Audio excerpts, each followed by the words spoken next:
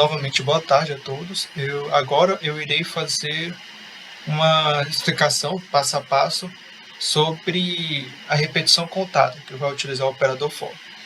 Então, eu vou agora em seguida eu irei resolver essa questão.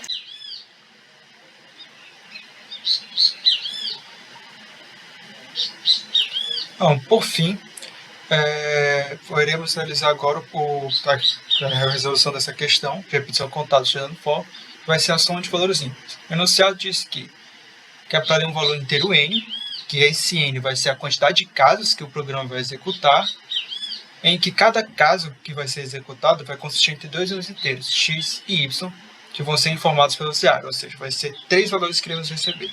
Vai ser o valor da quantidade de casos e vai ser o valor de x e y, que vão ser o intervalo entre esses números.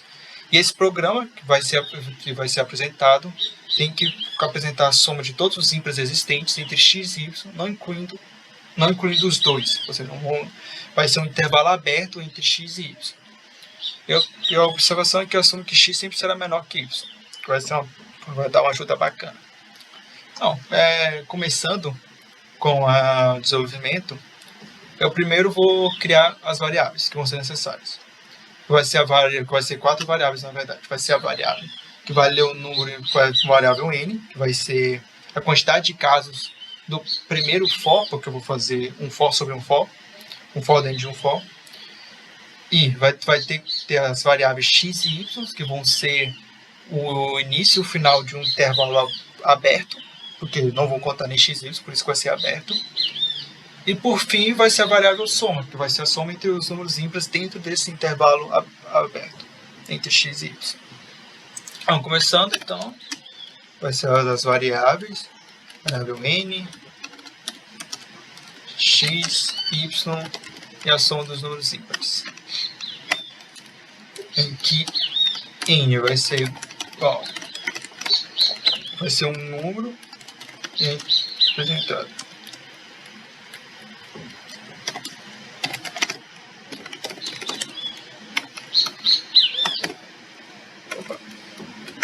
E logo em seguida eu irei começar a criar o for. Porque como ele quer que o primeiro n seja a quantidade de vezes que vai se repetir, então a quantidade de vezes vai se repetir x e y. Então não vou botar para o comando ele informar, não vou colocar que o programa ele já peça que o usuário bota o x e o y, vai ser depois. Então primeiramente eu irei começar com o for, vai ser a variável i, vai ser o primeiro contador do for,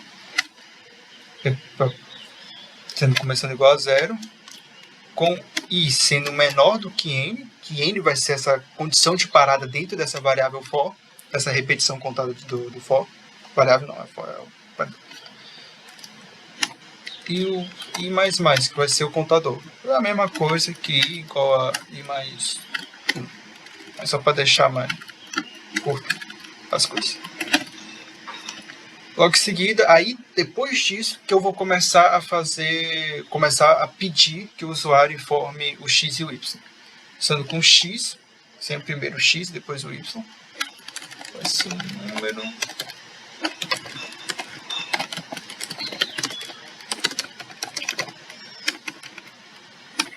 E logo em seguida, para informar o y.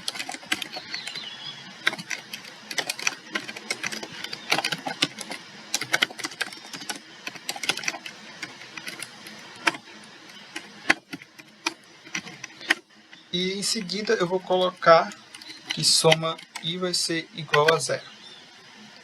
E o motivo disso é o seguinte, que toda vez que terminar essa primeira contagem de n vezes que ele vai repetir esse for, essa soma de ímpares ele vai se resetar. Ele vai resetar para não impedir na hora de somar os valores de ímpares.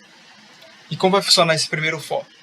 Por exemplo, se o usuário ele informa que vai ser 4, o primeiro, esse for vai repetir 4 vezes. Ele vai dar 4 vezes o número de x e 4 vezes o número de y em ordem. Então, vou supor que usar um valor menor, tipo 2. Vou colocar 2, aí x vai ser igual a 3, y vai ser igual a 5. Aí depois x vai ser igual a 9 e y vai ser igual a 10. Aí dentro desse intervalo, ele vai pegar somente os números ímpares e vai fazer a somatória desses números, dos números ímpares dentro desse intervalo aberto entre x e y. Que vai ser quando eu colocar o segundo for. Que vai ter uma outra variável, para não ter nenhum problema na resolução. Essa variável, ela vai ser, esse j, vai ser igual a x, que é a condição de início. Porém, como ele quer que seja um intervalo aberto, vai ser mais 1. Vai ser sempre para não ser igual a x, ser diferente de x.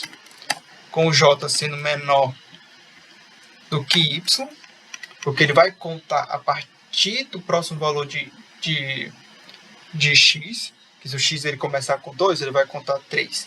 E se o j ele vai terminar em y igual a 6, aí vai ser 3, 4 e 5. Aí, quando chegar a 6, ele para a contagem.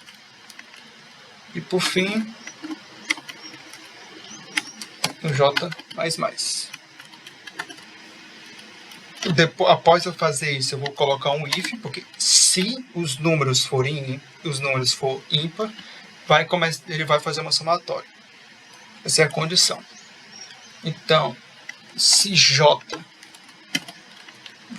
dividido por 2 tem um resto diferente de 0, normalmente é a condição para ser um número ímpar, ele vai fazer a somatória que eu quero, dentro desse intervalo aberto de x e y. Essa soma i mais j. E logo em seguida, eu coloco para ele me alertar o resultado dessa soma de números ímpares. E um dos motivos de eu ter colocado o soma dos ímpares igual a 0 dentro desse for, porque caso eu tenha colocado fora dele, ele não ia ser resetado.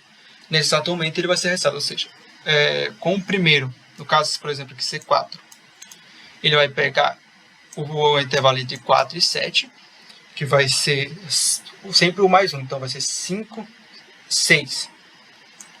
Tendo então os números 5 e 6, ele vai verificar quais desses números vão ser iguais, com o resto, quando é dividido por 2, o resto for diferente de 0.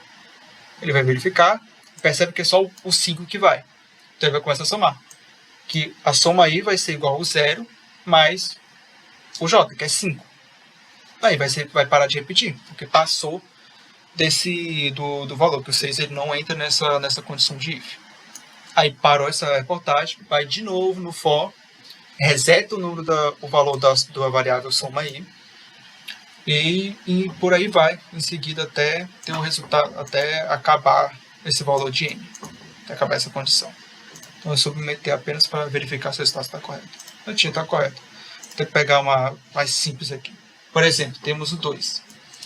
Ele vai repetir 2 vezes a variável for. Então na primeira repetição ele deu 3 para x e 8 para y.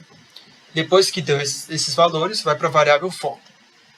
Dentro do for, ele vai começar com um j sendo 1 a mais do que é x, ou seja, vai ser 4, e ele vai ter que fechar em menor do que 8, ou seja, 7. Aí ele vai contar 4, ele vai verificar se j resto dividido por 2 vai ter diferente de 0, ou seja, se 4 dividido por 2 vai ser diferente de 0 o resto.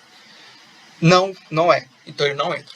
Aí vai 5, a gente já viu anteriormente que vai entrar nessa condição, então ele vai começar a somar. Soma 1 é igual a 0 mais j, que vai ser 5. Aí ele volta novamente. 6 entra na parte do 4, ele não vai satisfazer essa condição, aí o soma i continua sendo igual a 5. Aí vai dar o 7.